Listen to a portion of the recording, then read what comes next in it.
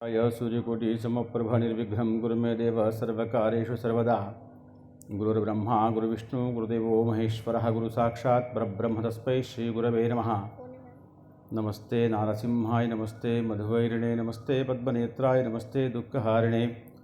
उग्रं वीरं महाविष्णुं ज्वलन्तं सर्वतोमुखं नरसिंहं भीषणं भद्रं मृत्योर्मृत्युं नमाम्यहम्। मनोवजव्यं मारुत्तुल्यवेगं जितेन्द्रियां बुद्धिमतां वरिष्ठं वातात्मजं वानरयूथमुख्यं श्रीरामदूतं शिरसा नमामि। नरसिंहस्वामी भगवान् की जय। లోకాత్ సమస్తాత్ సుఖినో భవంతు. గొప్ప విషయాన్ని గుర్తుపెట్టుకోండి. వాళ్ళ లోకాల్ని పరిపాలించేవాడు పరమాత్ముడు అనే విషయం చెప్పిన తర్వాత కూడా కాదు అని చెప్తే ఎంత ఘోరమైన శిక్ష వస్తుందో మృకుండు మార్కండేయుడు మనకు చెప్పాడు. పురాణం ద్వారా జ్ఞానము బుద్ధి ఆత్మచిత్రము నేర్చుకోవాలట. పురాణం ద్వారా ఇన్ని 3 విషయాలు నేర్చుకోవాలి. ఎందుకంటే లోకాయత్ సమస్త అంటే లోకమంతా సమస్తంలో ఆయన పరమేశ్వరుడు నిక్షిప్తమై ఉన్నాడు అని ఎవరైతే విశ్వసిస్తారో వాళ్ళకు పరమాత్ముడు కనబడతాడు. లేకపోతే పరమాత్ముడు కనబడకుండా రాయి మాత్రమే కనబడతాడు. ఎక్కడ ఆలయంలోకి వెళ్తే అక్కడ రాయి మాత్రమే ఉంటుంది. ఆ రాయిని పరమేశ్వరుడు చేసేది నీ భక్తి. నువ్వు భక్తిగా పూజిస్తే ఆ రాయి కరిగించి నీకు ఏం కావాలో ఇస్తుంది. ఏం కావాలిదా? నీకేం కావాలో కాదు, నీకు ఎలా కావాలి, ఎప్పుడు కావాలి, ఎంత కావాలి కూడా భగవంతుడే చూస్తాడు. అతన్నే పరమాత్ముడు అని పేరు.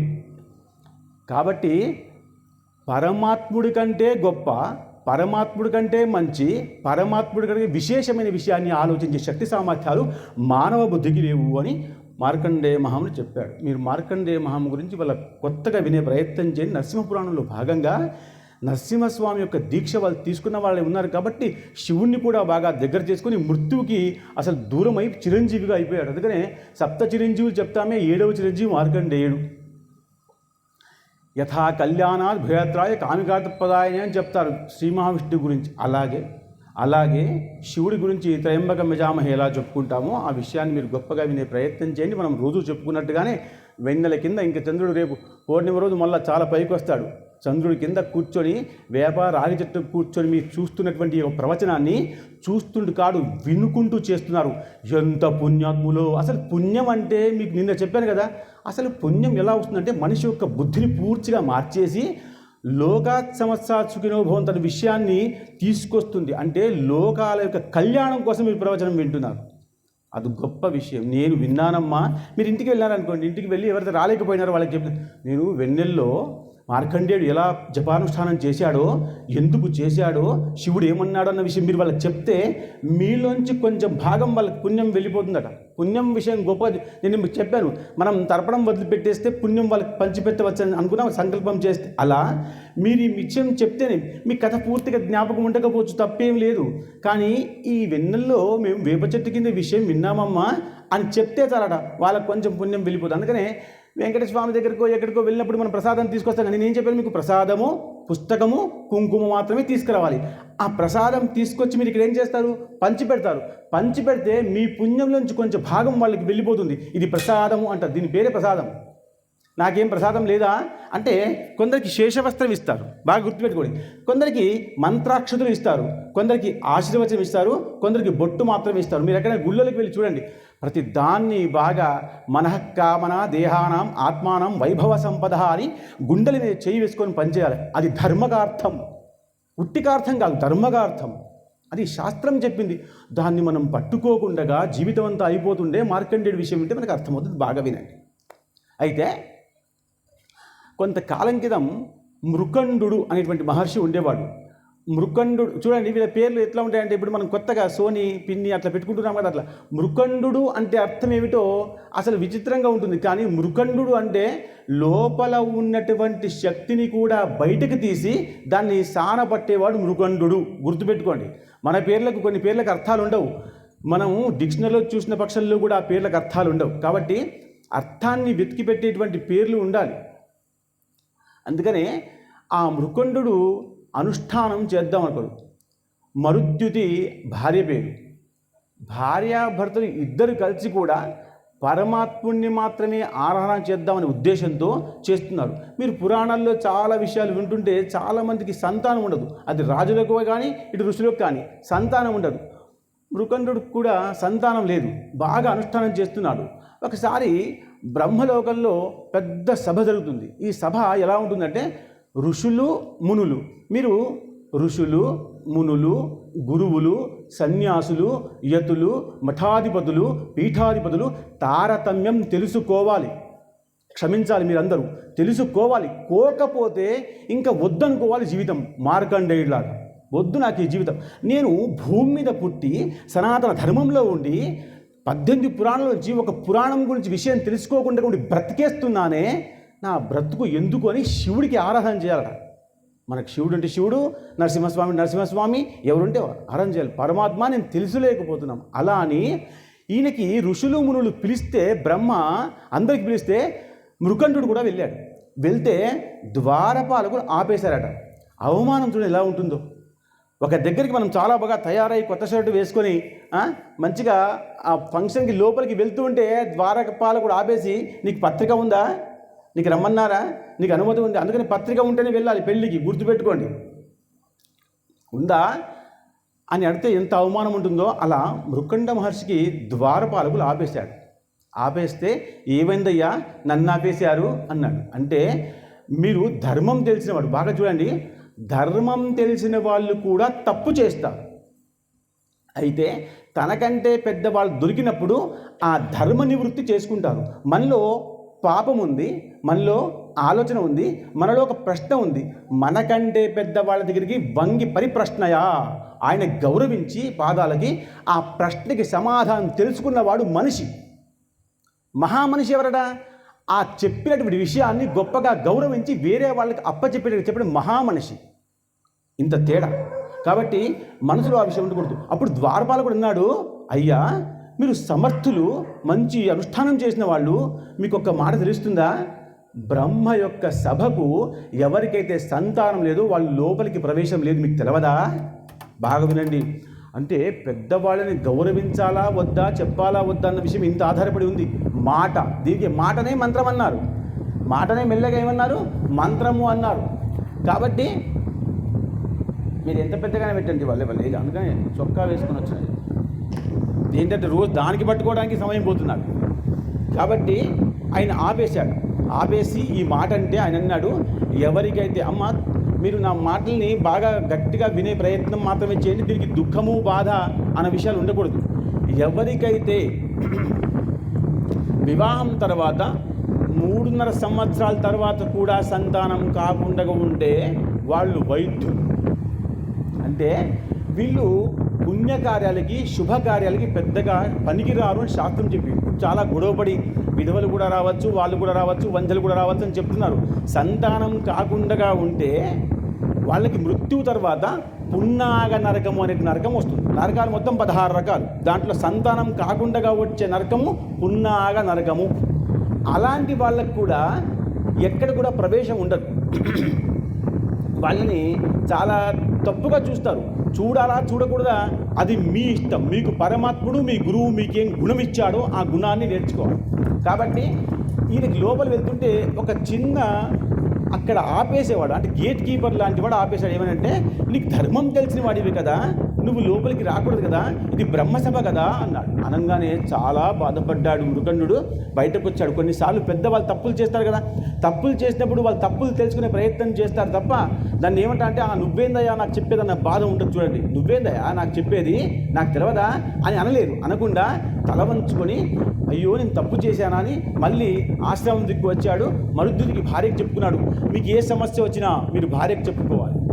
భార్య చాలా చిన్న విషయం కాదు. ఎక్కడో ఉండి ఎక్కడి నుంచి వచ్చి మన గ్రహ కుటుంబకి కలిసి మనతో ఉండి జీవితాంతం మనతో ఉండిపోయేది భార్య ఒక్కరితే. తమ్ముడు ఉండొచ్చు, ఉండకపోవచ్చు, తల్లి ఉండొచ్చు, ఉండకపోవచ్చు, కానీ భార్య మాత్రం జీవితాంతం ఉంటుంది. కాబట్టి సమస్య వచ్చి పరిష్కారం చెప్పింది భార్యే. అందుకనే కార్యేషు దాసి కరణేషు మంత్రి భోజ్యేషు మాత శైలేషు రమ్మ.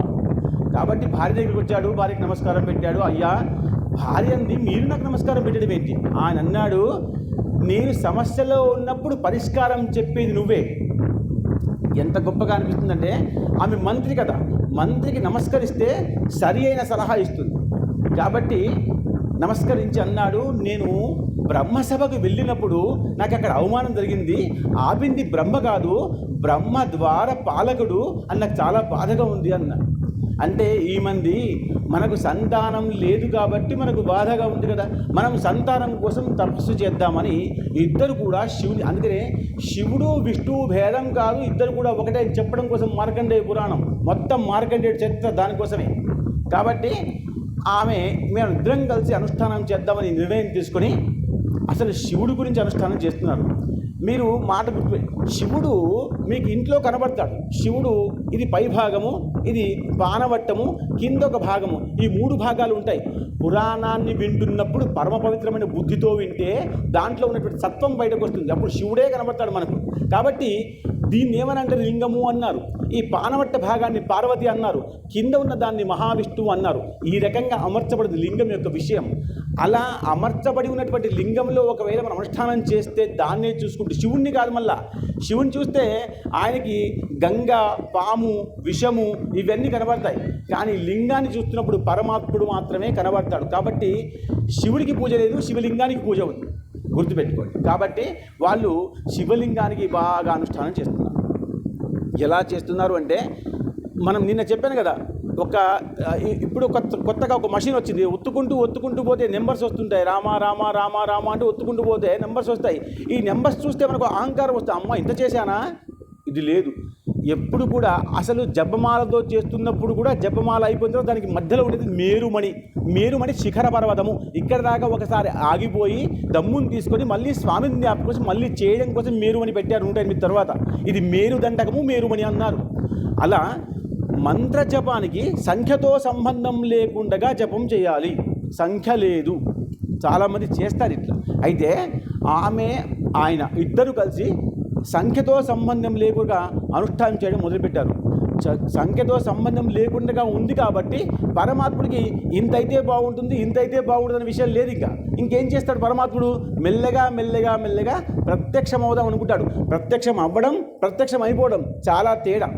మా చుట్టాలు మా ఇంటికి వస్తున్నారు ఒక రకం, రావడం ఒక రకం, రేపు వెళ్తారు ఒక రకం, వెళ్ళిపోవడం ఒక రకం.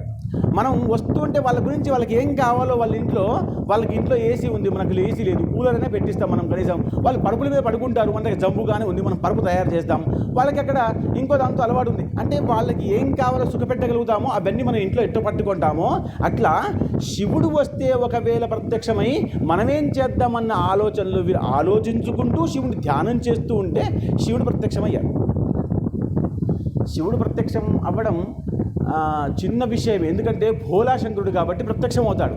కానీ వరం అడుగుతున్నప్పుడు ఈ వరాన్ని అడగాల వద్దా అని తెలుసుకొని ఉండాలి. నాకు అసలు చాలా ఆరోగ్యం బాగా ఉండాలని అనుకోవాలి తప్ప 100 సంవత్సరాలకు కూడా బాగా ఉండి పిల్లవాళ్ళగా పరిగెత్తాలి అనుకోకూడదు. మనకు ఒక జ్ఞానం ఉండాలి కదా, ఆ జ్ఞానాన్ని బుద్ధిలో పెట్టుకోవాలి. అందుకనే జ్ఞానము, బుద్ధి, చిత్తము అన్నారు. ఈ 3 మనసులో పెట్టుకుంటేనే మనిషి అవుతాడు, అప్పటికి మనిషి అవ్వడు. కాబట్టి ఆమె అనుకుంటుంది శివుడి గురించి, ఆయన అనుకుంటున్నాడు శివుడి గురించి. శివుడు పైనుంచి స్వప్నావస్థలో వస్తున్నాడు. నేను చెప్పాను కదా, స్వప్నావస్థ, సుషుప్తావస్థ, జాగృతావస్థ, తుర్యమావస్థ, సర్వావస్థాన్ని వర్జిత. ఇన్ని అవస్థలు తెలుసుకొని మీకు చెబుతున్నప్పుడు మీరు ఒక్కొక్క అవస్థకు వెళ్ళిపోవాలి. మీరు రామాన్న మొదటి దానికి రామంలో తత్వాన్ని తెలుసుకుని నీళ్ళలో భాగంలో పోతుంటే ఒక భాగంలో చలి నీళ్ళు, ఇంకో కొంచెం భాగంలో అదే గంగలో మళ్ళీ వేడి నీళ్ళు, ఇంకా కొంచెం కిందికి పోతే ఇంకా చల్లనీళ్ళు ఎలా వస్తాయో గంగలో, అలాగే రామరామ అనుకుంటుంటే మీరు పైలోకాలకి మెల్లమెల్లగా మీ బుద్ధి జ్ఞానం వెళ్తూ ఉంటుంది. మొదలు మీ ఆలోచన వెళ్ళాలి. అలా ఈమె అనుష్ఠానం చేస్తుంటే శివుడు స్వప్నావస్థలో వచ్చి నీకు ఖచ్చితంగా నేను ప్రత్యక్షమవుతాను అన్నాడు. ప్రత్యక్షం అవుతాడు అనగానే సంతోషం కదా, అవ్వడం ఎప్పుడైనా అవ్వని, ఇంకా అవుతాడు అన్న విషయం మీదే వీళ్ళు బాగా కఠోరంగా అనుష్ఠానం చేయడం మొదలు పెడితే కొన్ని రోజులకి తుర్యమావస్థ అయిపోయింది, స్వప్నావస్థ అయింది, అన్ని అవస్థలై ప్రత్యక్షంగానే శివుడు వచ్చి నిలబడ్డాడు. ఎక్కడ? మృకండ మహాముని మరుద్యుతి యొక్క దంపతుల ముందు నిలబడ్డాడు. ఏం కావాలి కోరుకోండి అన్నాడు. అంటే ఆమె అంది, మేము దంపతులము, మీరు బాగా గుర్తుపెట్టుకోండి. అందుకనే దంపతులు, ఆది దంపతులు వేరు. దంపతులు అంటే భార్యాభర్తలు, ఆది దంపతులు అంటే సంతానం ఉన్న వాళ్ళు మాత్రమే ఆది దంపతులు. అందుకనే బ్రహ్మకి సరస్వతికి ఆది దంపతులు అనరు, విష్ణువుకి మహాలక్ష్మికి ఆది దంపతులు అనరు. ఒక శివపార్వతులకు మాత్రమే ఆది దంపతులు అని పేరు. ఆది దంపతులు ఎందుకంటే వాళ్ళకి గణపతి తర్వాత కుమారస్వామి, కార్తీక స్వామి సంతానంగా ఉన్నారు కాబట్టి వాళ్ళు ఆది దంపతులు.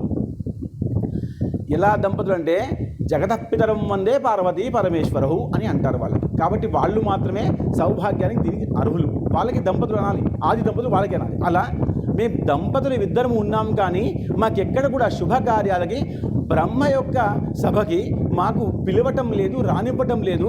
మా యొక్క సలహాల్ని మేము చెప్తే బ్రహ్మసభలో లోక కళ్యాణం అవుతుంది కదా అని మేము అనుకుంటున్నాము. కాబట్టి మాకు మంచి పుత్ర సంతానం కావాలి పరమాత్మ.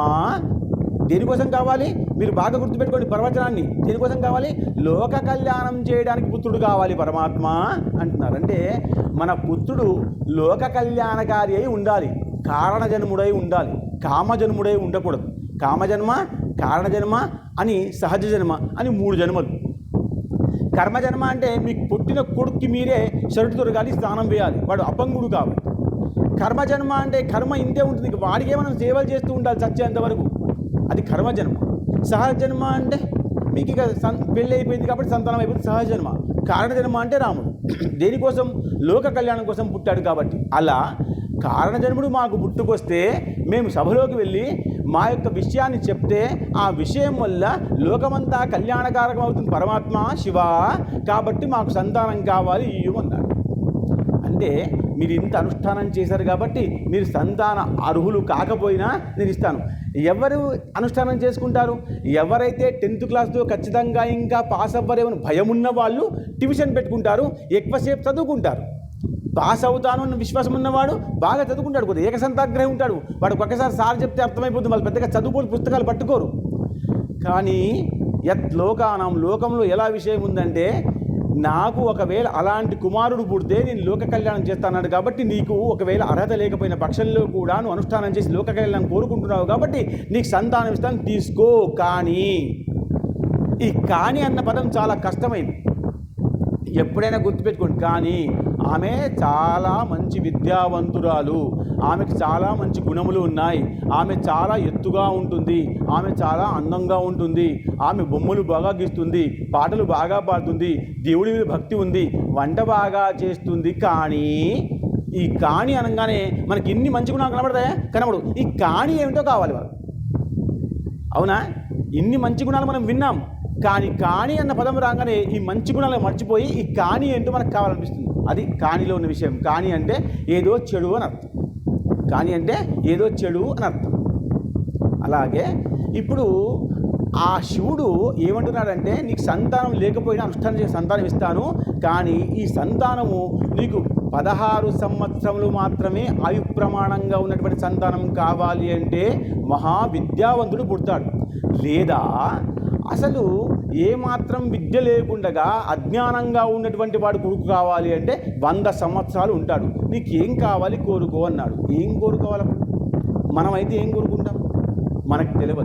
మనం ఎప్పుడు ఎలా ఉంటామో మనకు తెలియదు కాబట్టి మనం జపము తపము అనుష్ఠానం చేయలేదు కాబట్టి మీ కర్మల వల్ల మీ మంచి పూజల వల్ల మీకు సంతానం కలిగింది మీకు అందరికీ కూడా. కాబట్టి మనం అడుక్కోం. కానీ చెప్తున్నాను, మనమైతే ఏం అడుక్కుంటాం? ఏం అడగాలో అర్థం కాక కొంచెం సేపు ఆగండి అంటాం. పరమాత్ముడు అవుతాడా?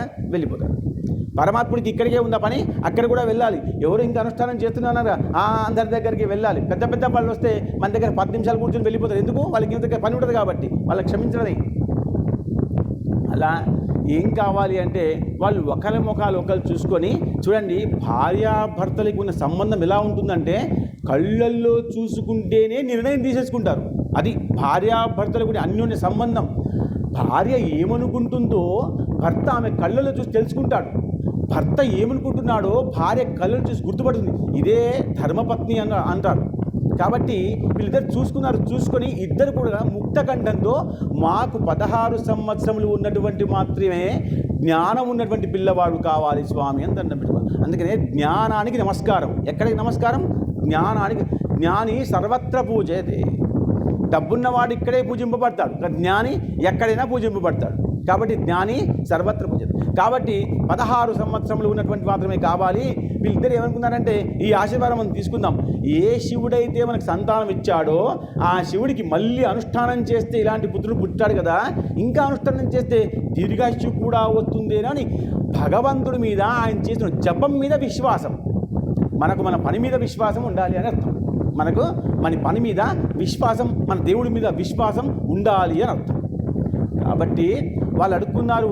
శివుడు తథాస్తు అన్నాడు, వెళ్ళిపోయాడు. కొంతకాలంలోనే ఆమె గర్భవతి అయింది. గర్భవతిగా ఉన్నప్పటి నుంచే ఆమెలో భయం. మీరు ఒక్కసారి గుర్తుపెట్టుకోండి అమ్మ, గర్భవతిగా ఉన్నటువంటి స్త్రీని బాధ పెట్టకూడదు. గర్భవతిగా ఉన్నటువంటి స్త్రీ కళ్ళనింపడ నీళ్లు పెట్టుకోకూడదు. గర్భవతిగా ఉన్నటువంటి స్త్రీ ఎక్కువగా మదన పడకూడదు. ఇక్కడ మదన పడితే ఇక్కడ సమస్య వస్తుంది. కాబట్టి గర్భవతిగా ఉన్న స్త్రీలకి మంచి భోజనము, మంచి పుస్తకము ఇస్తారు. కాబట్టి శ్రీమంతం చేసినప్పుడు మంచి బట్టలు పెట్టి మంచి పుస్తకం ఇవ్వాలి అని శాస్త్రం. ఆ పుస్తకం ఆమె చదువుకుంటూ ఉంటే మంచి గుణమున్నటువంటి పిల్లవాడు పుడతాడు. అలా అయితే ఈమె గర్భవతిగా ఉన్నాడు, భయపడుతుంది. ఏమని? గర్భవతిగా అయ్యాను, సంతానం అవుతుంది, కానీ చూస్తా 16 సంవత్సరాలు వచ్చేస్తాయి. చూస్తా వచ్చేస్తాయి 16 సంవత్సరాలు. ఏదైతే మన కష్టం అక్కడ కనబడుతుందో, కష్టంగా ఉంటే తొందరగా వచ్చేస్తుంది. సుఖం ఇక్కడే ఉంటుంది కానీ కనబడదు. అది సుఖానికి దుఃఖానికి తేడా. మనకు 10 సంవత్సరాలు సుఖమే ఉంది, కానీ సుఖం ఉన్నటువంటి సంవత్సరాలు తొందరగా గడిచిపోతాయి. దుఃఖంగా ఉన్నటువంటి సంవత్సరం గడవదు అసలు. అలా బాధ. కాబట్టి ఈమె గర్భవతి బాధపడుతుంటే అప్పుడు మృకండుడు చెప్తున్నాడు, నీకు భగవంతుడిపై విశ్వాసం ఉందని అనుకుంటున్నావు కాబట్టి, భగవంతుడి కృప వల్లే నీకు సంతానం కలుగుతుంది విశ్వాసం వచ్చింది కాబట్టి గర్భవతి అయ్యావు కాబట్టి ఆ పరమాత్ముని పట్టుకో, ఖచ్చితంగా నీకు లాభం జరిగే అవకాశం ఉంది అని భర్త చెప్పాడు. భార్య విశ్వసించి ఇంకా అప్పటి నుంచి కొంచెం సంతోషంగా ఉన్న అలవాటు చేసింది. సంతోషంగా ఉన్న గర్భవతికి మాత్రమే సంతానం బాగుంటుంది. కాబట్టి సంతోషంగా, సరే ఏది ఏమైనా నేను వంధ్యనైతే కాదు కదా, బాగా చూడండి, వంధ్యనైతే కాదు కదా, కాబట్టి సంతానం అవుతుంది కదా, మృత్యు అనేటువంటి పరమాత్మ చేతుల్లో ఉంది కదా అని తనకు తాను సర్దుకొని ఆ గర్భాన్ని బాగా పెంచింది. కొంతకాలం కాగానే మంచి నక్షత్రం మీద ఆ పిల్లవాడు పుట్టాడు. ఆ పిల్లవాడు పుట్టంగానే ఆ యొక్క మృకండు ఆయన పేరు పెద్ద పెద్ద ఋషుల్ని పిలిపించి మార్కండేయుడు అని పెట్టాడు. మార్కండేయ భగవానికి. మార్కండేయుడు ఎందుకు గొప్పవాడు అంటే, మార్కండేయుడు పురాణాలని రాశాడు. మార్కండేయుడు దివి భాగవతం రాశాడు. మార్కండేయుడు పురాణం కూడా ఒకటి, 18 పురాణాల్లో మార్కండేయ పురాణం ఒక పురాణం. నారద పురాణం ఉంటే మళ్ళీ మార్కండేయ పురాణం ఉంది. ఋషుల మీద ఇంకా పెద్దగా పురాణాలు లేవు. వాయుదేవుడు, లింగ పురాణము, ఇంకా మధ్వ పురాణము, వైవస్వ పురాణము, ఇలా పురాణాలు 18 పురాణాలు ఉన్నాయి. కానీ దాంట్లో మార్కండేయ ఋషికి, నారద ఋషికి మాత్రమే పురాణం ఉంది. కాబట్టి అంత గొప్పవాడు అయ్యాడు. ఎలా అయ్యాడు చెప్తానండి. ఈయన పుట్టాడు. పుట్టంగానే గర్భవతిగా ఉన్నప్పుడు భయము ఈ తల్లిలో ఉంది కాబట్టి, గర్భంలోంచి పిల్లవాడు రాగానే మార్కండేయుడు అందరినీ పిలిపించి పేరు పెట్టుకున్నాడా? మార్కండేయుడు అంటే జయించువాడు అంత పేరు గుర్తుపెట్టుకోండి. అందుకనే పేర్ల వల్ల చాలా సమస్య. అందుకే నేను మొన్న చెప్పాను, మీకు అందరికీ బాధ అనిపించిందేమో, చింటూ, లడ్డు, పంటు అని పిలవకూడదు. ఏం పేరు పెట్టారో ఆ పేరుతో పిలిస్తే ఆ పేరుకి దీర్ఘాయు వస్తుంది. అందుకని జన్మ నక్షత్రం ప్రకారంగా పేరు పెట్టాలి. బ్రాహ్మణుడు చెప్తాడు, ఈ నక్షత్రం మీద పేరు పెట్టండి, ఈ నక్షత్రం వాడి అని. వాడి స్వాతి నక్షత్రం కాబట్టి ఈ అక్షరం మీద పేరు పెట్టండి అని చెప్తాడు. అది జ్యోతిష్కుడు చెప్తాడు. జ్యోతిష విద్య చాలా గొప్పది, జ్యోతిష శాస్త్రం కూడా గొప్పది. రాముడు కూడా జ్యోతిష శాస్త్రం పట్టుకున్నాడు కాబట్టి. అయితే మార్కండేయుడు పెట్టాడు. అందరూ సంతోషించారు. చూడండి, జయించువాడు, సరే సంతోషమే. దేని జయించాలి? ఎప్పుడైతే మనకు మనుష్య శరీరం ఉందో అప్పుడే మనం ధర్మము, యజ్ఞము, దానము, పుణ్యము అన్నీ చేస్తాం. ఎప్పటిదాకా? మనిషి శరీరం ఉన్నంత కాలమే. ఒక్కసారి మనిషి శరీరం పోయిందా మనం ఏం చేయలేము. అందుకనే మనుష్య జన్మ వచ్చినప్పుడు దాన, ధర్మ, పుణ్య కార్యాలు చేయమని చెప్పండి. జంతువులకి అవకాశం లేదు. దాన ధర్మాలు చేసే అవకాశం ఉందా? లేదు. నవ్వే అవకాశం ఉందా? లేదు. మాట్లాడే అవకాశం ఉందా? లేదు. కాబట్టి మనుషుకే ఉంది. కాబట్టి ఆ మనిషి అలా జయుడిగా ఉండాలి, ఏమైనా చేయడం సిద్ధంగా ఉండాలి. అంటే ఆయనకి మార్కండేయుడు పేరు పెట్టారు. పెట్టంగానే అందరూ సంతోషిస్తున్నారు. తల్లి మాత్రం కొంచెం బాధపడుతుంది. అసలు ఏం చేయిస్తాడు వీరికి? వాయువే 16 సంవత్సరాలు ఉంది. చిన్నగా ఉన్నప్పుడు ఇంక ఉపనయనం చేస్తాం, గురుకులంలో పంపించేస్తాం, ఇంకా అక్కడే ఉండిపోతాడు. ఇక్కడ ఎప్పుడు వస్తాడు, ఏం చేయిస్తాడని గొప్ప బాధపడింది. తల్లి బాధపడితే, భార్య బాధపడితే ఆ భర్త దగ్గరికి వచ్చి, ఎలాగో పుట్టాడు కదా, పుట్టిన నక్షత్రం బాగుంది కాబట్టి మనం మళ్ళీ అనుష్ఠానం చేసుకుందాం. వాడు గురుకులానికి వెళ్ళంగానే మళ్ళీ అనుష్ఠానం, జపం, దానం, ధర్మం చేద్దాం. జపం, దానం, ధర్మం అనుష్ఠానం చేయడం వల్ల నీకు ఏం కావాలో అది ఇస్తాడు పరమాత్ముడు. నువ్వు కోరింది ఇవ్వడు. చాలామందికి అనుమానం, నేను కోరింది, నువ్వు కోరింది, నీకు ఏం అవసరమో అది ఇస్తాడు పరమాత్ముడికి. ఉదాహరణకి శివుడికి గంగ నీళ్లు కావాలి. అసలు గంగే తల మీద ఉండాలి. మనం పెట్టగలుగుతామా? గంగ తల మీద పెట్టలేము, చెంబె నీళ్లు పోస్తాం అంతే. అసలు శివుడికి సర్పం కావాలి, మనం ఇస్తామా సర్పం? ఎవ్వరైనా మీరు సర్పం ఇచ్చారా? ఎవ్వరు ఇవ్వలేదు. భగవంతుడికి కావాల్సింది ఏం ఇవ్వాలో అది ఇవ్వకూడదు. భగవంతుడికి ఏం అవసరమో అది ఇవ్వాలి. నీళ్ళే ఇవ్వాలి. చెంబె నీళ్ళు వస్తే అయిపోయింది. ఆయన మనకి ఏమి ఇవ్వాలో అది ఇస్తాడు. మనం త్రిశూలం పెట్టేస్తాం, బొట్టు పెట్టేస్తాం, నామాలు పెట్టేస్తాం, విభూతి పెట్టేస్తాం. ఇది కాదు, పరమాత్ముడు చేసుకుంటాడు. పరమాత్మ అతిగా ఇష్టమైంది సర్పము నీళ్లు, రెండు ఇవ్వలేము మనం. అర్థమవుతుందా? అట్లా ఆ భగవంతుడినే మనం అనుష్ఠానం చేసుకుందామని చెప్పేసి ఆయనకి మౌంజీ ధారణ చేశారు. 5వ సంవత్సరం వచ్చింది. చూస్తా కాలం గడిచిపోతుంది. ఎందుకు గడిచిపోతుందంటే ఇంకా వీడు పోతాడేమన్న భయం ఉంది కాబట్టి, భయం వల్ల తొందరగా గడిచిపోతాయి రోజులు. అందుకనే భయం కాకుండా ధైర్యంగా ఉన్నటువంటి వాడు భక్తుడు అని చెప్తారు. అందుకే నరసింహస్వామి దగ్గరికి భగవంతుడు వెళ్ళలేదు, భక్తుడు వెళ్ళాడు. నిన్నేం చెప్పుకున్నాం మనం? భగవంతుడి దగ్గరికి పరమాత్ముడైన శివుడు కూడా వెళ్ళలేదు, మహాలక్ష్మి వెళ్ళలేదు. కానీ మరి భగవంతుడు, కానీ భక్తుడైనటువంటి ప్రహ్లాదుడు వెళ్ళాడు. అది భక్తికున్న శక్తి కాబట్టి మనం ఆ భగవంతుడినే కోరుకుందాం అని నిర్ణయం తీసుకొని 5వ సంవత్సరంలో ఈ యొక్క మోజధారణ చేసి ఆయనకి గురుకులంలో పంపించేశాడు. పిల్లవాడు ముందరే ఉంటే మనకి ఎప్పుడు కూడా ఆయనకి మృత్యు వస్తుందనే భయం ఎప్పుడు లోపల తిరుగుతూ ఉంటుంది. ముందరే ఉంటే, వాడికి దూరంగా ఉంటే వాడి గురించి పెద్దగా ఆలోచన ఉండదు. ఇక మనం ఏమనుకుంటాం, ఇంకా వాడు అక్కడ చదువుకుంటున్నాడు, మనం ఇక్కడ వాడికి ఆయుష్ పెంచే ప్రయత్నం చేద్దాం, గొప్పవాడయ్యే ప్రయత్నం చేద్దామని అనుకుంటూ ఉంటాం. అందుకనే దూరంగా ఉన్నటువంటి, అందుకనే విద్యకు ఉన్నటువంటి వాళ్ళు దూరంగా ఉండాలి. రాముడు కూడా దూరంగా వెళ్ళాడు తల్లికి, కృష్ణుడు దూరంగా వెళ్ళాడు, ఇంట్లో చదువుకోలేదు, ట్యూషన్ పెట్టుకొని. దూరంగా వెళ్తే విద్య వస్తుంది. అందుకనే విద్యాతురాణం సుఖం నిద్ర, విద్యకు సుఖం వద్దు, నిద్ర వద్దు, కాబట్టి పంపించాలి. కష్టపడుతున్నాడా పడని, కష్టపడితేనే సుఖపడతాడు. ఇప్పుడు సుఖపడితే జీవితాంతం కష్టపడతాడు. ఇది దీంట్లో ఉన్న రహస్యం. కాబట్టి పంపించేశారు. ఇంకా మర్చిపోయింది, ఇంకా ఆయన మృత్యు గురించి మర్చిపోయింది. అనుష్ఠానం మాత్రం చేసుకుంటూ కూర్చుంటే కొంతకాలం తర్వాత మార్కండేయుడు ఇంటికి వచ్చాడు. ఇంటికి వచ్చి రాగానే ఆయనలో ఒక రకమైనటువంటి అలసట కనబడింది. అమ్మకి అన్ని విషయాలు తొందరగా అర్థమవుతాయి, భార్యకు అర్థమవుతాయి, కానీ తల్లికి ఇంకా అర్థమవుతాయట. కాబట్టి రాగానే తల్లి చూసి పిల్లవాడికి, ఏమిట్రా అలసిపోయి ఉన్నావు అని అంటే, ఏమీ లేదమ్మా, నేను గురుకులం నుంచి నడుచుకుంటూ వచ్చాను అంటే, సరే కూర్చోరా అంటే, సరే కూర్చోమంటే నేను కూర్చుంటాను కానీ నేను కూర్చోలేకపోతున్నానమ్మా. సరేరా, నీళ్లు పట్టుకొస్తాను, నీళ్లు తాగి కూర్చుంది అని ఒక మట్టి కుండలో చిన్నగా చల్లటి నీళ్లు పట్టుకొని వచ్చింది పిల్లవాడి కోసం. తల్లి చేసేటువంటి ప్రేమ ఎలా ఉంటుందంటే, చిన్న విషయమే చేస్తుంది కానీ అది గొప్పగా అనిపిస్తుంది. దాన్ని గొప్పగా మనం అనుకోవాలి. అలా గొప్పగా అనుకుంటే విషయం గొప్పగా. ఆలయంలోకి వెళ్తే 4 గింజలు లోపల స్వామి పాదం దగ్గర తీసుకొని మన నెత్తి మీద వేస్తే మనకు ఎంతో ఆనందం.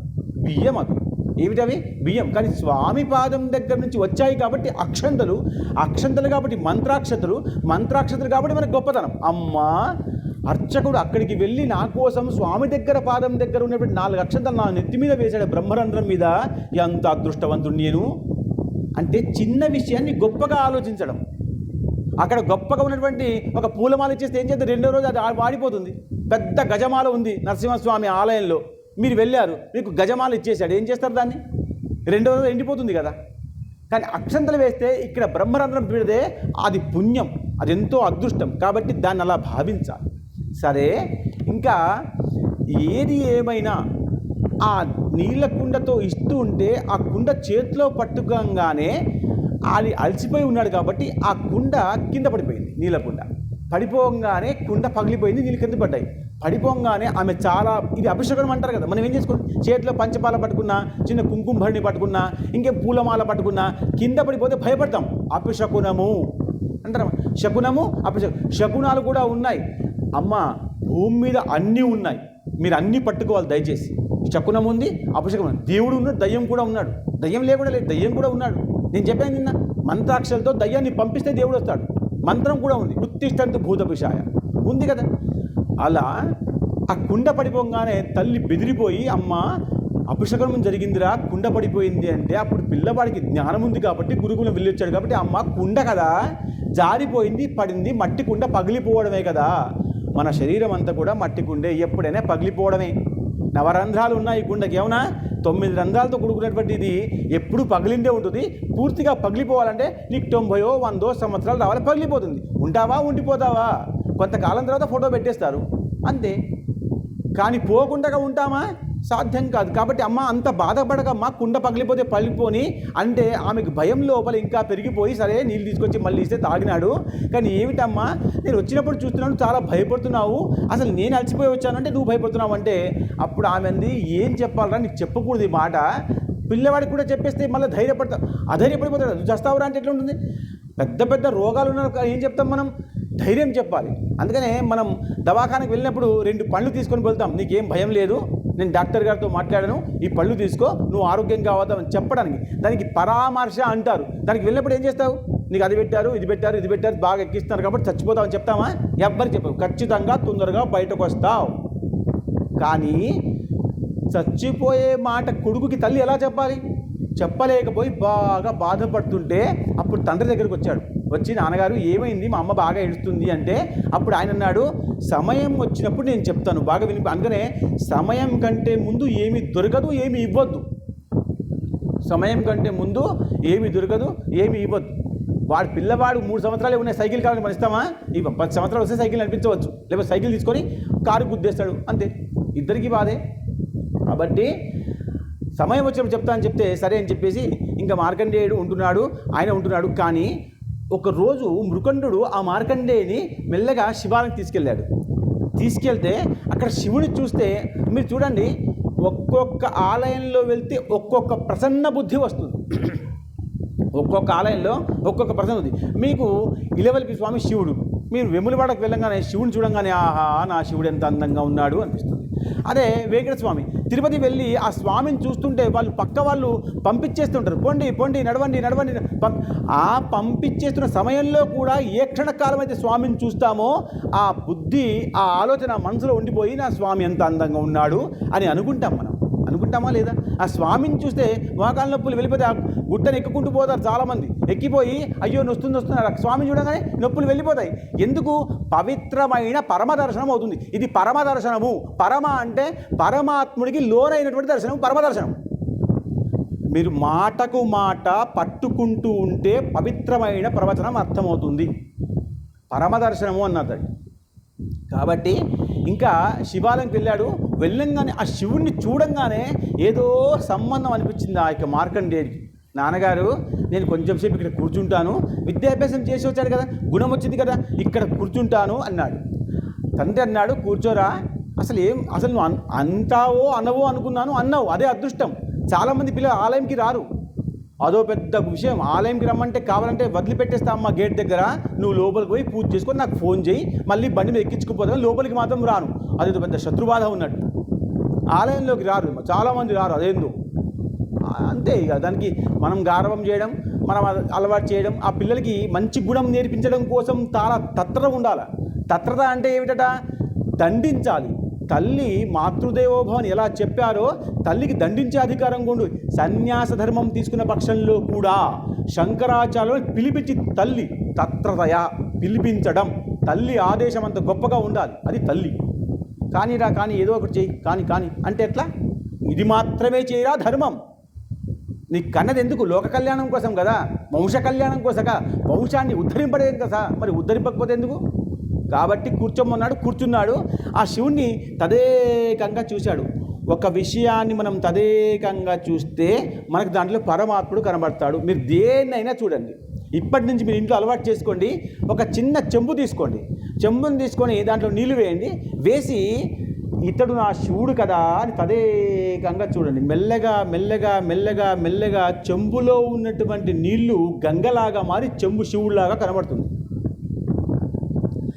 మీరు ఆకాశంలో ఎప్పుడైనా సమయం ఉన్నప్పుడు, మీకు చాలామందికి సమయం లేదు, ఎప్పుడైనా ఆకాశంలో మబ్బులు వచ్చినప్పుడు చూడండి, ఆ మబ్బులు చూస్తుంటే ఇది మెల్లగా నేను చూస్తుంటే శివలింగంగా కనబడుతుందని అనుకుంటూ ఉంటే శివలింగంగా మారిపోతుంది. అది మీరు గమనించండి. ప్రకృతికి సమయం ఇస్తే మనకు అర్థమవుతుంది. కాబట్టి శివలింగాన్ని బాగా తదేకాన్ని చూసి నావాడేమో అనుకొని ఇంకా ఆయన మీద బాగా ప్రేమ పెంచుకున్నాడు. దేవుడి మీద ప్రేమ పెంచుకోవడం చాలా కష్టం. దేవుడి మీద ప్రేమ రాదు, ఎందుకంటే దేవుడు ఏమీ ఇవ్వడేమో అనే నమ్మకం లేదు. కాబట్టి ఇస్తాడో ఇవ్వడో, అవునో కాదో అని ఒక విషయం అనుమానం ఉంటుంది మనిషికి. అనుమానంతో ఏమి రాదు, విశ్వాసంతో అన్నీ వస్తాయి. ఇంకా పరమాత్ముని పట్టుకున్నాడు. ఇంకా ఆయన ఒక్కసారి తీసుకెళ్ళాడు. ఈయన రోజు వెళ్తున్నాడు. ఒక్కసారి పిల్లవాడికి మంచి మార్గం చెప్తే మంచి మార్గం అర్థమైతే, నిన్న చెప్పాడు కదా, నువ్వు సత్యమే మాట్లాడరా అని దొంగకు చెప్తే సత్యం మాట్లాడితే దొంగతనం పోయి ఆయన మంత్రి అయ్యాడు కదా, మంత్రి పదం కూడా వదిలిపెట్టేసి మళ్ళీ నేను సన్యాసంలో వెళ్ళిపోతాను కానీ నాకు ఇది వద్దన్నాడు. అందుకే ప్రవచనంలో ఒక మాట పట్టుకుంటే మనం పవిత్రులం అవుతాం. కాబట్టి ఈయన పరమాత్ముడిని మాత్రమే, శివుణ్ణి మాత్రమే పట్టుకున్నాడు. వాళ్ళిద్దరికీ ఒక సంబంధం ఏర్పడుతుంది మెల్లగా. భక్తుడికి పరమాత్ముడికి ఉన్న సంబంధం మెల్లగా మెల్లగా మెల్లగా పరమాత్ముడు ఏమవుతున్నాడు.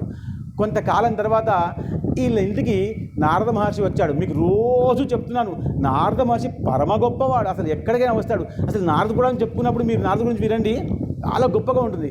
నారదుడు వచ్చాడు, ఎక్కడికైనా ఏ భాగంలో నారదుడు వచ్చాడు. వచ్చి రాగానే ఆ పిల్లవాడిని చూశాడు, మార్కండేయుని చూశాడు. చూసి కొంచెం మనసులో బాధపడ్డాడు.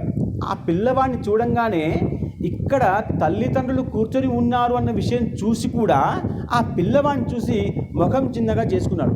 పిల్లవాడిని చూస్తే ఏం చేయాలి? ఎరా బాగున్నావా, ఏం చదువుకుంటున్నావు, ఎక్కడ ఉంటున్నావురా, కనబడట్లేదు. ఆ భాష అలా ఉండాలి. కానీ ఈ భాష ఏం మాట్లాడకుండా అయ్యయ్యో అన్నాడు. బాగా వినండి, ఏమన్నాడు? అయ్యయ్యో అన్నాడు. అనగానే తల్లికి భయం అనిపించింది. అమ్మ అయ్యయ్యో అన్నాడు ఏమిటి? ఈ అయ్యయ్యో అంటే ఏదో జరుగుతుందని అర్థం. ఇంకా భయం ఆమె కాదు, మొదలుంది భయమే ఉంది.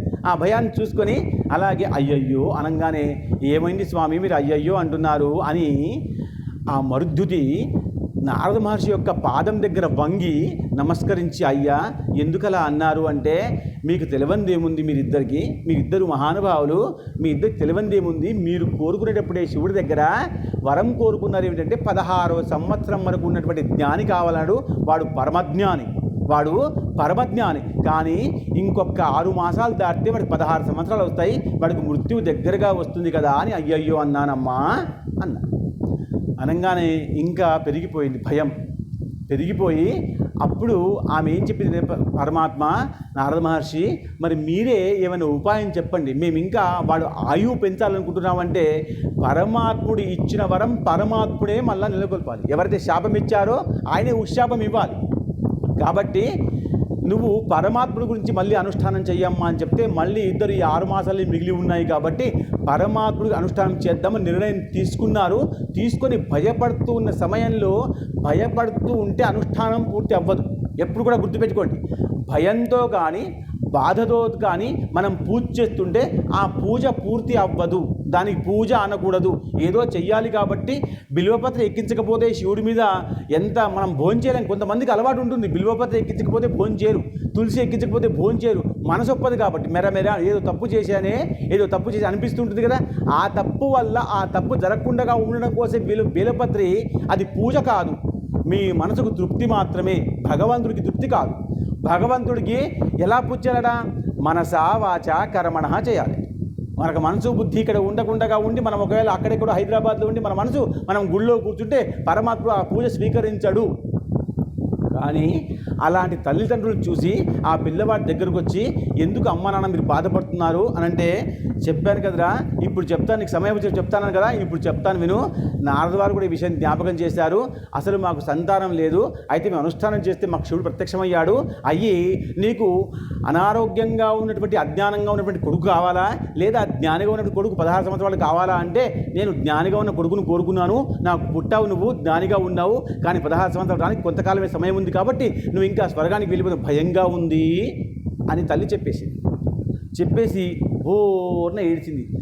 తల్లి ఏడిస్తే కొడుకు చూడకూడదు.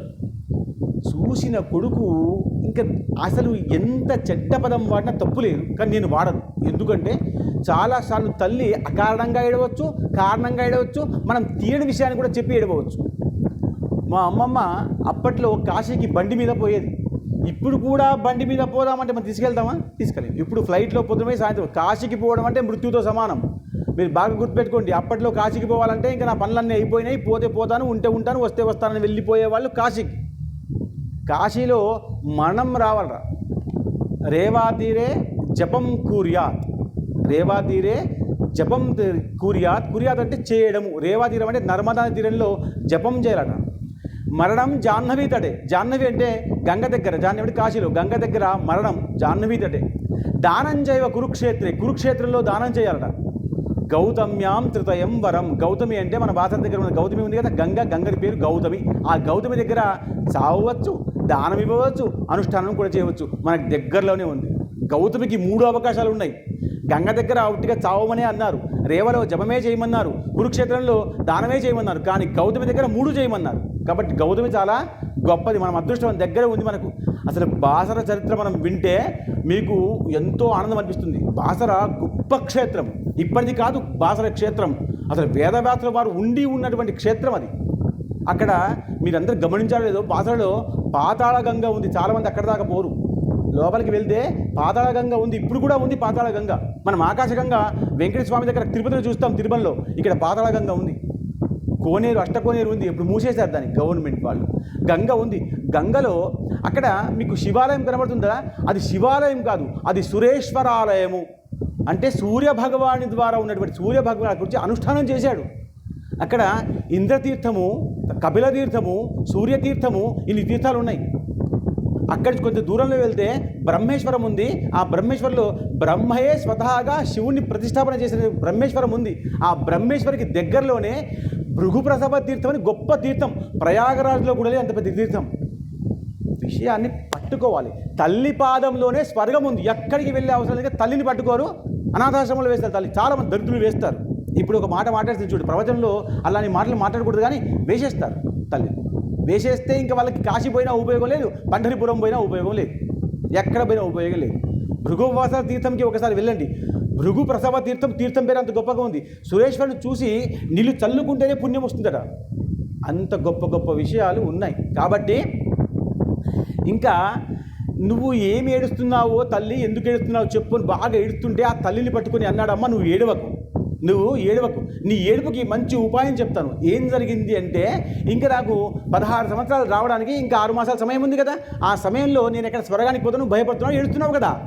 నేను ఈ 6 మాసాలు ఏ శివుడి వల్ల అయితే నీకు సంతానం నేను కలిగానో ఆ శివుడికి అనుష్ఠానం చేసి నా జీవితాన్ని పెంచుకుంటానమ్మా. నన్ను నమ్ము, నువ్వు ఆశీర్వదించు. నన్ను నమ్ము, నువ్వు తల్లి ఆశీర్వాదం ఉంటే అన్ని యాత్రలు పూర్తే. అందుకని వీడు ఒక విషయం విన్నారో లేదు, చాలామంది ధార్మికులు ఏం చేస్తారంటే, మన మీద బల్లి పడ్డా, మనకు కాకి వచ్చి ముట్టుకున్నా, అమ్మా నువ్వు కాశీకి వెళ్ళావా అంటారు. ఒక 10 రూపాయలు ఇచ్చి దండం పెడతారు కాళ్ళకి. విన్నారా? వినండి. ఈ చాలా చిన్న చిన్న విషయాలు గొప్ప ప్రతిభాన్ని ఇస్తాయి. ఇంత చిన్న అగ్గిపుల్ల పెద్ద విషయాన్ని కాలుస్తుంది అన్నామా లేదా? అలా చిన్న విషయం గొప్పగా చేస్తుంది. కాశీకి వెళ్ళి వచ్చిన వాళ్ళకి పాదానికి నమస్కారం పెడితే కాశీలో ఉన్న పుణ్యం మనకు వచ్చేస్తుంది.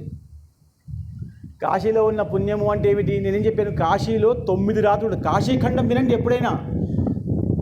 దయచేసి మీరు రోజు పుస్తకం పట్టుకోండి ఇంట్లో, కాశీఖండం చదవండి ఒకసారి.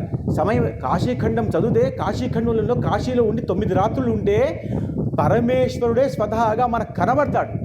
ఇంకా అంతకంటే జీవితం ఏం కావాలి?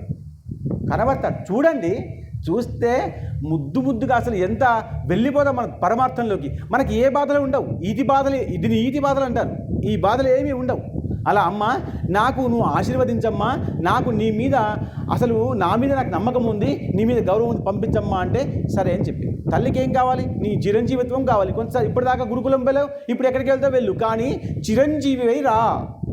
అందుకనే చిరంజీవ అని ఆశీర్వాదం. ఏం ఆశీర్వాదం? పిల్లవాడు దండం పెడితే, ఎవరైనా చిన్నపిల్లవాడు దండం పెడితే ఏం చేస్తాం? చిరంజీవ. అందుకని శతమానం భవిష్యతాయ పురుషేంద్రియ ఆయుష్యేవేంద్రియే తద ప్రతిష్టతి. చిరంజీవ అన్న పదానికి అర్థం ఏంటంటే 100 సంవత్సరాలు సుఖాన్ని జీవించి, ఇది కలియుగంలో 100 సంవత్సరాల జీవితం కాబట్టి. అర్థం జీవితం లేదు, 100 సంవత్సరాల జీవితం లేదు. 105, 108, 110 ఉన్న వాళ్ళు చాలామంది ఉన్నారు. కానీ వాళ్ళు యుగానికి అంటే అంతకుముందు ఏదో పుణ్యం చేసి ఉంటారు కాబట్టి ఇక్కడ కొంతమంది దాన్ని పాపంగా భోగిస్తూ ఉంటారు, కొంతమంది పుణ్యాత్ములుగా వెళ్ళిపోతారు. అది కాబట్టి జీవితం ఎంతకాలం అన్న విషయం కాదు, ఎంతకాల జీవితాన్ని పుణ్యంలో గడిపావు, మోక్షంతో దగ్గరికి వెళ్తున్నావు అని విషయం. కాబట్టి సరే అన్నాడు, తల్లికి దండం పెట్టాడు, ఇంకా తండ్రికి దండం పెట్టాడు, వెళ్ళి మీకు చెప్పాను చాలా రోజుల నుంచి చెప్తున్నాను. మేము వనంలోకి వెళ్ళిపోతే వృక్షాల సహాయంతో వచ్చేటువంటి పుణ్యము గొప్పది. కాబట్టి మనం కార్తీక మాసంలో వనభోజనం చేస్తాం. వనభోజనం వల్ల ఏమిటంటే ఉపయోగం, మనకు వృక్షాల వల్ల వచ్చేటువంటి అమృతం అంతా కూడా మనలోకి వచ్చేస్తుంది. కానీ చాలామంది చెప్పులు వేసుకొని భోజనం చేస్తారు. ఇంకా దానికి వనభోజనం ఎట్లా అవుతుంది? అది అవ్వదు. కానీ చెప్తున్నా కదా, మంచి చేస్తా అనుకున్న ప్రయత్నం చేసి పాపం చేసుకుంటుంటారు. పాపం చేయకూడదు. మంచి చేయకపోయినా పర్వాలేదు, మంచి చేయకపోయినా పర్వాలేదు కానీ పాపం మాత్రం చేయకూడదు. ఇది శాస్త్రం. కాబట్టి ఈయన వనాల్లోకి వెళ్ళాడు. వెళ్ళంగానే ఆయనకి ఇంకా నేను అనుష్ఠానం చేద్దామన్న ఆలోచన వచ్చింది. ఏం చేశాడు? ఒక చిన్నగా కట్టె ముక్కలతో ఒక చిన్న పాక కుటీరంలాగా నిర్మించుకొని దాంట్లో ఒక చిన్న లింగాకృతిగా ఉన్నటువంటి విషయాన్ని పెట్టుకున్నాడు. లింగము కాదు, లింగాకృతి. అందుకని మీకు చెప్పాను కదా, చెంబులో నీళ్లు పోసి శివ అంటే శివుడిగా మారిపోతుంది. మబ్బుల్లో చూసి విష్ణు అంటే విష్ణులాగా మారిపోతుంది. అది పడవ అంటే పడవ మారిపోతుంది. మీ దృష్టి, బుద్ధి, ఆలోచన ఎలా ఉంటే అలా మారిపోతుంది. అది అలా కూర్చున్నాడు. ఇంకా పాకలో కూర్చున్నాడు. చిన్న గుడిసెలాగా చేసుకున్నాడు. దాంట్లో కూర్చున్నాడు. దాంట్లో ఓం నమో భగవతే వాసుదేవాయ నరసింహపురాణంలో ఈ మంత్రం ఉంది. ఓం నమో నారాయణ దేవి భాగవతంలో ఉంది. ఇక్కడ మనం చెప్పుకుంటే నరసింహపురాణం కాబట్టి ఓం నమో భగవతే వాసుదేవ చెప్పుకున్న పక్షంలో కూడా ఆ మంత్రం అంతా కూడా ఎలా వినబడుతుందంటే ఓం నమ శివాయ లాగా వినబడుతుంది. మీకు ఒక విషయం చెప్తాను, వినండి.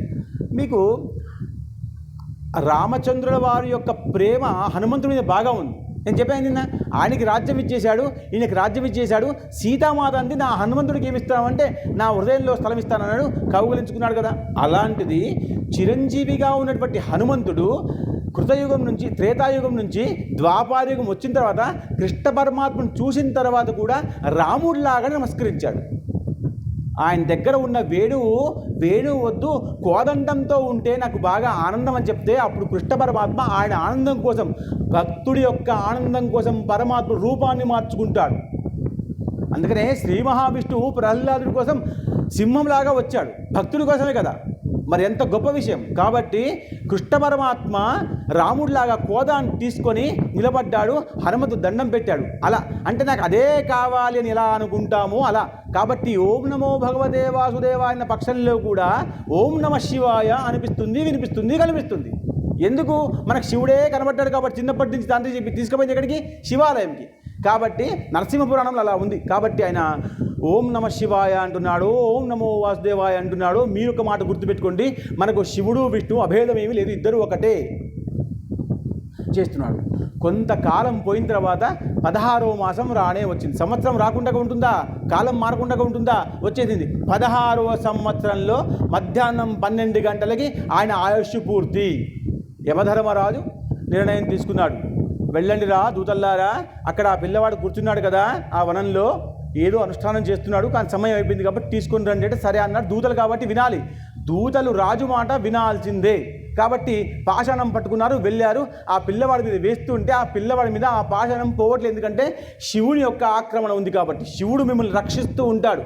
మీరు దగ్గర మాల వేసుకున్నారా, ఉంగరం వేసుకున్నారా, రుద్రాక్ష వేసుకున్నారా, లేదా ఇవన్నీ వేసుకోకపోయినా ఒకవేళ మనసులో శివుడో, నరసింహుడో, విష్ణువో ఉంటే మీకు ఎప్పుడు కూడా రక్షగానే ఉంటాడు పరమాత్ముడు. మీ దగ్గరికి చెడు బుద్ధి, చెడు విషయం రాదు. మీ లోపల వస్తే వస్తుందేమో కానీ మీ దగ్గరికి రాదు. బాగా గుర్తుపెట్టుకోండి, మీ దగ్గర నరసింహుడు లోపల ఉంటే మీ దగ్గరికి ఏ చెడు శక్తి రాదు. చాలామంది భయపడతారు, చెడు వస్తుందేమో. రాదు. నీ దగ్గర నరసుడో, శివుడో, అమ్మవారు ఉంది కదా. అలా ఆ పాక దగ్గరికి ఆ పాషణం పోవట్లేదు. చాలా ప్రయత్నం చేశారు, దాసులు కాబట్టి చేశారు, కానీ వెళ్ళలేదు కాబట్టి ప్రయత్నపూర్వకంగా మళ్ళీ వచ్చేసి ఆ యముడికి చెప్తున్నాడు. ఆయనకి బాగా కోపం వచ్చింది. నేను అప్పచెప్పిన పనిని మీరు చేయకుండా ఉంటారా? ఆ పిల్లవాడిని చంపలేకపోతున్నారా? మీ పని నేను చెప్పింది చేయడమే. 365 రోజులు ఏమాత్రం క్షణకాలం కూడా అలా కూర్చోకుండా పనిచేసేది ఒక్కడు భూమి మీద యమధర్మరాజు కదా. ఎప్పుడు ఆయన పనిచేస్తూనే ఉండాలి. క్షణంలో చాలామంది చేస్తూనే ఉంటారు. యాత్రకు పోయినా చేస్తారు, యోగం చేసినా చేస్తారు, ధ్యానం చేసినా కూర్చుని దగ్గర చేస్తూనే ఉంటారు. ఆయన తీసుకుపోతూనే ఆయన పని. బాబు ఇంకా పని చేయకు, సెలవు పెట్టుకోమన్నా పెట్టుకోడు. ఆయన పెట్టుకుంటే మళ్ళీ అందరు ఇక్కడే ఉండిపోతారు. అక్కడ అందరు ఇక్కడే ఉండిపోతే మళ్ళీ పుట్టే వాళ్ళు ఎక్కడ ఉండాలి? కొత్త వాళ్ళు ఖాళీ ఉండాలి, ఇంట్లో ఖాళీ ఉండాలి కదా. ఇంట్లో ఖాళీ ఉంటే ఆ విషయం సెట్ చేయవచ్చు. కాబట్టి ఇంకా నేనే వెళ్తాను, అహంకారం చూడండి. ఏమన్నాడు? నేనే వెళ్తాను, నా పని నీకు పంపించాను, నువ్వు చేయలేదు కాబట్టి నేనే వెళ్తాను అన్నాడు. పాషాణం తీసుకున్నాడు, ఆ గేదె మీద కూర్చున్నాడు. మగ గేదె, దున్నపోతు కూర్చున్నాడు, వచ్చాడు. అందుకనే ధర్మరాజా మహాకాయ దక్షిణాధిపతయ నమః రక్తనేత్ర మహాబాహు మోపీడ నివారయ. ఆ స్వామికి ఇలా దండం పెట్టుకుంటేనట అసలు మృత్యు రాదట. మనకు మృత్యువు రాకుండా ఉండే విషయాలు 3 విషయాలు ఉన్నాయి. ఈరోజు మనకు అర్థమవుతుంది. మూడు కూడా మృత్యువు రాకుండా ఉండాలంటే జీవించి ఉండి ఏం చేయాలో ఆ విషయం తెలుసుకుంటే మృత్యువు రాకుండా ఉండాలి.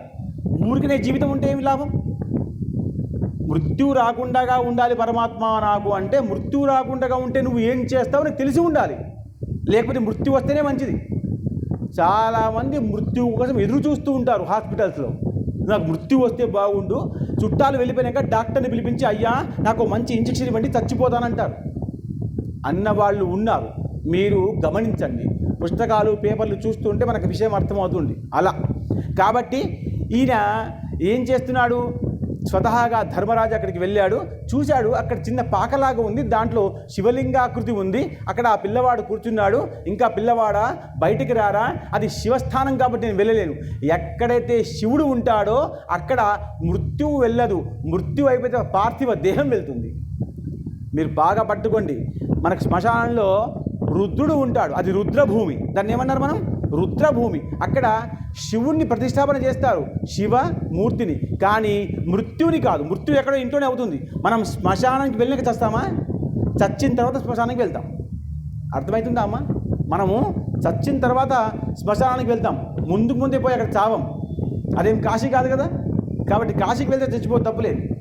అలా ఈయన ఆ శివ ప్రాంతం కాబట్టి మృత్యు వెళ్ళకూడదు కాబట్టి ఆ పిల్లవాడిని బయటకు పిలుస్తున్నాడు, రారా నీకు సమయం అయిపోయింది అంటే.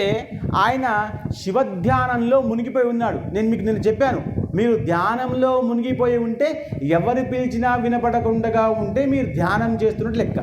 ఎవరైనా పిలిచినట్టుగా మీకు అనిపిస్తే మీరు ధ్యానంలో లేరు అని అర్థం. మీకు మీరే అర్థం చేసుకోండి, కొత్త వాళ్ళు అర్థం చెప్పే అవసరం లేదు.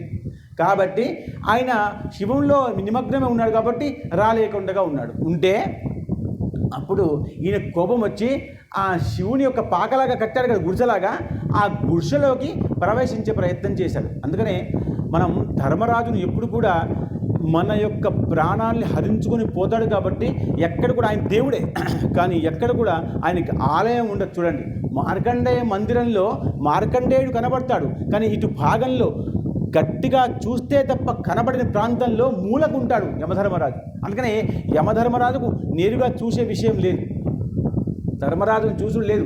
ధర్మరాజుని అందుకనే ధర్మపురిలో, ఇక్కడ దగ్గరలో జగిత్యాల జిల్లా ధర్మపురి క్షేత్రం ఉంది. ఆ ధర్మపురి క్షేత్రంలో ధర్మరాజు ఉన్నాడు. అక్కడ ఆశీర్వదించబడ్డాడు కాబట్టి ఉన్నాడు. ధర్మం చేసిన వాళ్ళకి మృత్యువు లేదు కాబట్టి ధర్మపురి నరసింహస్వామి కృప చూపించాడు కాబట్టి. అయితే నేనేం చేయాలి స్వామి, మరి మృత్యువు లేకపోతే నేను వాళ్ళని తీసుకుపోలేను కదా, మరి నా పని ఆగిపోతుంది కదా, నాకు కూడా నా పని అప్పచెప్పండి అంటే, కొంతకాలం నువ్వు ఇక్కడ ఉండవయ్యా, ఇక్కడ ఉండి నిన్ను చూడవచ్చు, నన్ను చూడవచ్చు, నిన్ను చూసిన వాళ్ళకి మృత్యువు లేకుండా చేద్దాం. ఎప్పటిదాకా అయితే వాళ్ళు ధర్మకార్యంలో మునిగి ఉన్నారో అప్పటిదాకా గుర్తుపెట్టుకోండి. అందుకనే ధర్మకార్యం చేస్తున్నంతకాలం మృత్యువు లేదు. మన మనసో బుద్ధో శరీరమో పాడైపోతే అది విషయం. కాబట్టి ధర్మకార్యం చేస్తూనే ఉండే నిరంతర కృతి. శ్వాస తీసుకున్నందుకు ధర్మమే. బెడ్ మీద పడుకుని ఉన్న పక్షంలో కూడా ఇంకా మనం లేవలేక ఉంటే అక్కడ ఉన్నటువంటి డబ్బుల్ని వాళ్ళకి ఇచ్చేయమని చెప్పాలి, అది ధర్మం. చాలామందికి మృత్యువు దగ్గరికి వస్తుందంటే చెవులు పోతాయి, మొదలు మతిపోతుంది, మళ్ళా కళ్ళు పోతాయి, మళ్ళీ నోరు పోతుంది, మళ్ళీ కాళ్ళు చేతులు పోతాయి.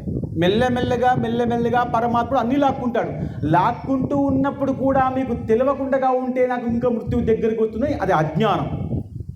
కాబట్టి ఎప్పుడైతే పరమాత్ముడు ఒకటి తీసుకున్నాడో అప్పుడు అన్నీ ఒకటి ఇచ్చేయండి. పరమాత్ముడు చెవులు తీసుకున్నాడా, కొన్ని డబ్బులు ఇచ్చేయండి. పరమాత్ముడు కళ్ళు తీసుకున్నాడా, కొన్ని డబ్బులు ఇచ్చేయండి. పరమాత్ముడు మేధస్సు తీసుకున్నాడా, కొన్ని డబ్బులు ఇచ్చేయండి. ఒక్కసారి మీకు ఇవ్వడం మానేయడం జరిగిపోతే ఇంకా మీరు ఏమి ఇవ్వలేరు. మీకు మతి స్థిమితం పోతే ఏమి ఇస్తారు మీరు? మీకే తెలియదు ఇక్కడ ఏముందో. కాబట్టి అది పోకంటే ముందే అన్నీ ఇచ్చేసేయండి. అన్నీ ఇచ్చిన వాడికి అన్నీ వస్తాయి. ఇది జన్మ. మళ్ళా మీకు స్వర్గం ఉందన్న విషయం మర్చిపోకండి. మళ్ళీ మీరు స్వర్గానికి వెళ్ళాలా వద్దా? మనకి ఏం కావాలి? మోక్షం. ధర్మ అర్థ కామ మోక్షమును మనం కోరుకుంటాం. రోజు పూజ చేస్తున్నప్పుడు కోరుకుంటాం, పని చేయకపోతే ఎట్లా? నాకు సర్టిఫికేట్ కావాలి, కోర్స్ చేయాలి, ఎట్లా కుదురుతుందా? సర్టిఫికేట్ కావాలంటే కోర్స్ చేయాలి.